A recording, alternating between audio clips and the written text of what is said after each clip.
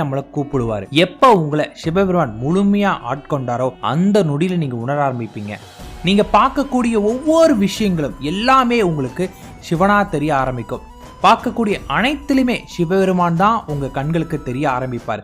நீங்க பார்க்கக்கூடிய எல்லா உயிர்களுமே இயற்கையா கொடுக்கக்கூடிய அனைத்து விஷயங்களுமே நீங்க சிவபெருமான் அப்படிங்கிற ஒரு உணர்வை உணர ஆரம்பிப்பீங்க. அனைத்திலுமே எம்பெருமான் சிவபெருமான் அப்படிங்கறத உணர ஆரம்பித்து அவரை வழிபாடு அடைய ஆரம்பிப்பீங்க. நீங்க பார்க்கக்கூடிய ஒவ்வொரு விஷயங்களும் கேட்கக்கூடிய ஒவ்வொரு விஷயங்களும் உங்களை மறியாமல் சிவபெருமான் தான் உங்களுக்கு கண்களுக்கு தெரிவார். ரோட்ல போகக்கூடிய ஒவ்வொரு சின்ன ஒரு உயிரினங்கள் பார்த்தாலும் அது உங்க கண்களுக்கு சிவபெருமானா தெரியும். ஏன் சக மனிதரை பார்த்தா கூட அவரையுமே நீங்க சிவபெருமானா பார்க்க ஆரம்பிப்பீங்க.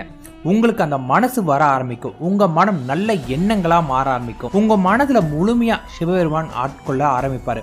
அந்த நொடி நீங்க பார்க்கக்கூடிய, நீங்க நினைக்கக்கூடிய, பேசக்கூடிய எல்லா